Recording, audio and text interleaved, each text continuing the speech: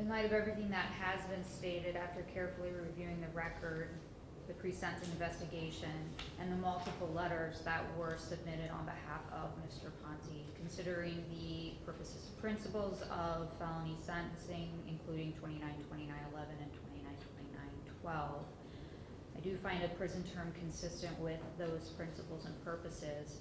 On count 4, discharge of a firearm on or near a prohibited premises, a felony in the 3rd degree, I sentence you to 24 months.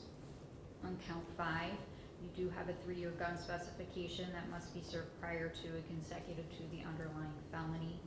The underlying felony, felonious assault, a felony in the 2nd degree, I sentence you to 2 years, concurrent with count 4. And count 11, criminal damaging or endangering a misdemeanor in the 1st degree, I sentence you to 100 days concurrent. So you will serve 3 years prior to and consecutive to a minimum stated term of 2 years and a maximum term of 3 years. So your total stated prison term is 5 to 6 years. You do have a presumed early release date. The Department of Rehabilitation and Corrections may reduce your minimum sentence by 5 to 15% for exceptional conduct or adjustment to incarceration. If you are recommended for early release by the DRC, you will have a hearing in front of this court. Presumption of release after minimum term served, however, that can be rebutted or denied if any of the following apply. If you're classified at a security level 3 or higher, if you violated institutional rules that compromise prison security or the safety of staff or inmates, or that involve physical harm or threat of physical harm to staff or inmates, or committed a violation of law that was not prosecuted, and those infractions or violations demonstrate a lack of rehabilitation.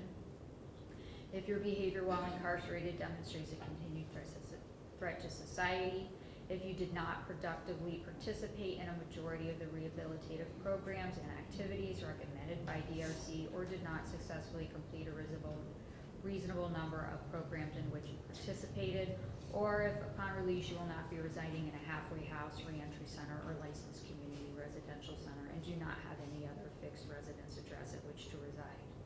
If you're not recommended for or denied early release, there is a presumption that you will be released at the end of your minimum term.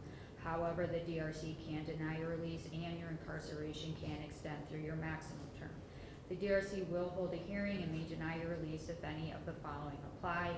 If you're classified at a security level 3 or higher, if you violated institutional rules that compromise security or the safety of staff or inmates, or that involve physical harm or threat of physical harm to staff or inmates, or committed a violation of law that was not prosecuted, and those infractions or violations demonstrate a lack of rehabilitation, and your behavior while incarcerated demonstrates a continued threat to society, or if you were placed in an extended restrictive housing at any time during the year preceding the hearing.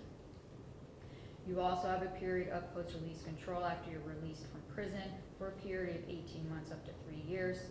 If you violate while you're on PRC, the adult parole authority can return you to prison for up to 50% of your prison sentence and up to 9 months for any single violation.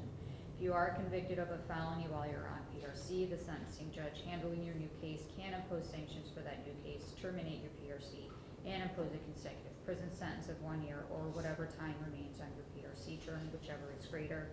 You do have appellate rights that I will inform you of. You have a right to appeal your case within 30 days after filing the court's sentencing entry. If you're unable to pay for the cost of transcript, the record, and all relevant documents required for the appeal, they will be provided without cost to you.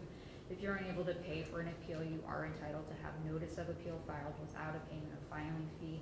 If you're unable to obtain counsel for an appeal, counsel will be appointed for you at no cost. Mr. Ponzie, do you understand these rights? Okay. Anything else? Not from the state, Your Honor. Your Honor, if you mentioned it, I missed it, and I apologize, but if you just make certain that the journal entry makes sure that Mr. Ponzie is credited with the time served here in the county jail, which I believe is approximately 248 days, might be a couple more now.